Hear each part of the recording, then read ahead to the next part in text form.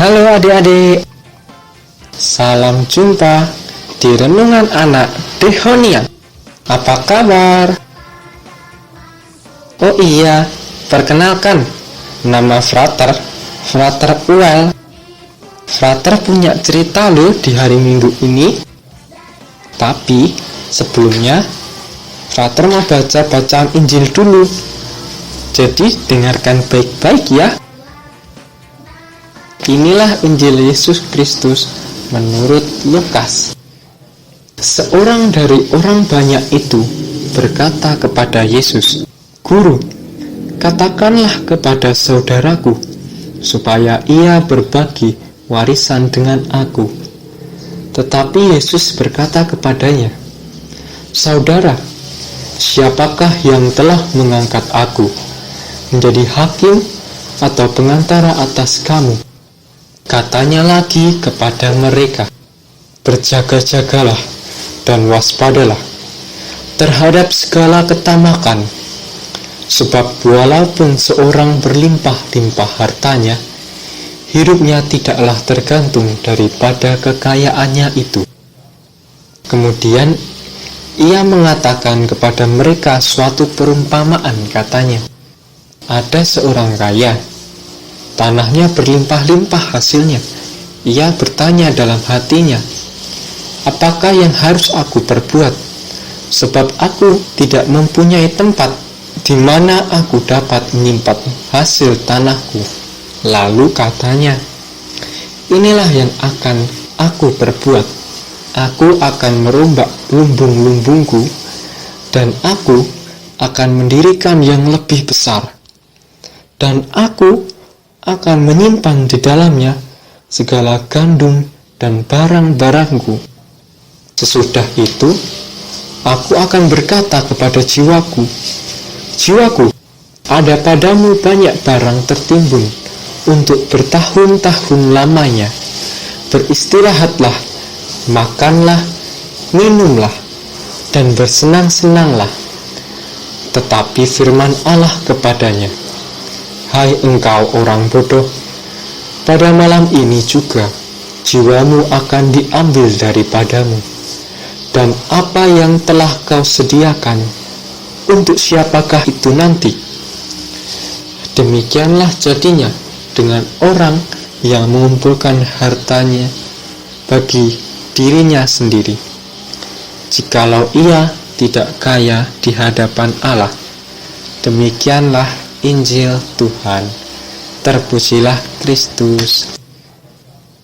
Wah, kasihan ya orang yang menyimpan harta tadi.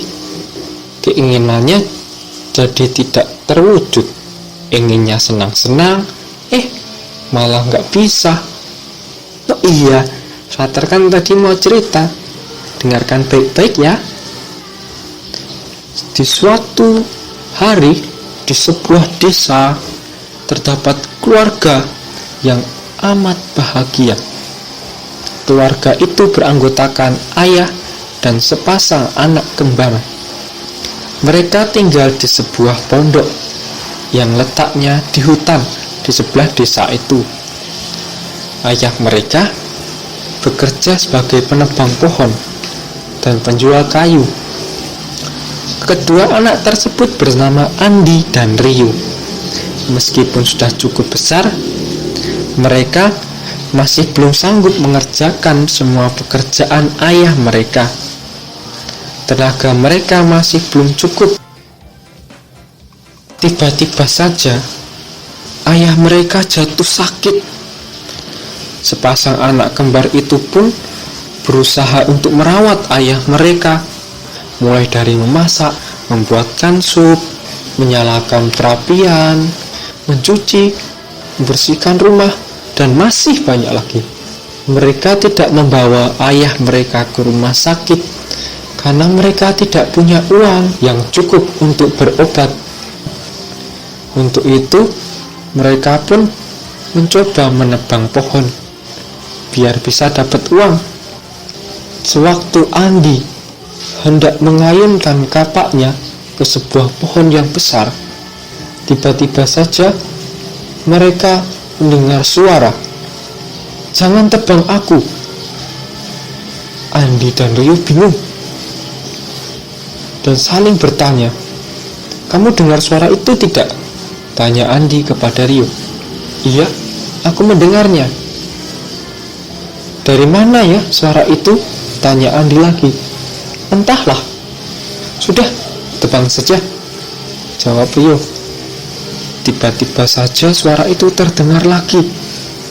Dan saat itu juga mereka tahu bahwa pohon itulah yang berbicara. Lalu tanya Rio, kenapa tidak? Kami kan harus melakukannya untuk mendapatkan uang. Lalu jawab pohon itu, aku akan memberi kalian masing-masing 1 batang emas yang cukup untuk merubah hidup kalian. Dari mana kami tahu kalau kamu tidak bohong? Tanya Andi. Kalian berjalanlah terus ke utara. Di balik bukit ini ada 2 buah gua. Ambillah masing-masing 1 batang emas. Jika selesai, gua itu akan runtuh dan emas-emasnya akan hilang. Dan ternyata benar. Rio segera keluar kembali dan membawa 1 batang emas. Namun, kok Andi nggak keluar-keluar ya, pikir Rio. Rio menunggu dengan lama, dengan sabar, dan lama-kelamaan, akhirnya Rio menyusul Andi. Ternyata, Andi sedang berusaha membawa banyak emas. Bajunya penuh dengan emas, kantong celananya penuh dengan emas, bahkan di sepatunya ada emas. Dan ia berjalan sambil diseret-seret. Ya ampun, apa yang kamu lakukan? Kita kan hanya dibolehkan untuk mengambil 1 batang saja, ujar Rio. Sudahlah, mumpung ada kesempatan kan? Lebih baik kamu bantu saya saja, jawab Andi. Tiba-tiba saja terjadi gempa bumi dan runtuhlah gua itu. Akhirnya mereka berdua bisa keluar. Namun Andi harus melepaskan semua emas itu. Ya, saya nggak dapat emas nih. Tinggalan di dalam semua, kata Andi. Tenang saja, jawab Rio. Aku masih ada 1 kok. Nih. Nah, setelah itu, pohon itu tidak pernah berbicara lagi. Dan ayah mereka pun sembuh. Mereka dapat hidup dengan tenang dan bahagia. Yeay. Bagus kan ceritanya? Kalau mau dengar cerita lagi, makanya ke Gisting. Oke? Kira-kira apa ya hubungannya dengan cerita Yesus? Ya, sama-sama menceritakan tentang ketamakan. Yang pada akhirnya, orang yang tamak itu tidak bisa menikmati kekayaannya. Kalau kita tamak, kita juga seperti itu. Kita bisa jadi seperti Andi, yang justru nanti kalau tamak malah kesulitan. Lagi pula kan kalau kita tidak tamak dan berbagi dengan teman, kita bisa mendapat banyak teman kan? Pernah tidak adik-adik melihat atau mendengar Yesus berbuat tamak? Yesus itu baik hati. Ia menyembuhkan banyak orang, memberi makan 5.000 orang.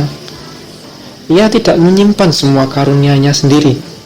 Dan oleh karena itu, kita sebagai sahabat-sahabatnya tidak boleh tamak juga.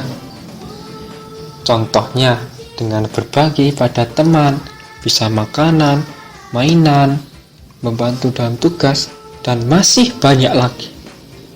Oke? Setuju dengan Father? Dah dulu ya, sampai jumpa di Rena yang selanjutnya. Bye.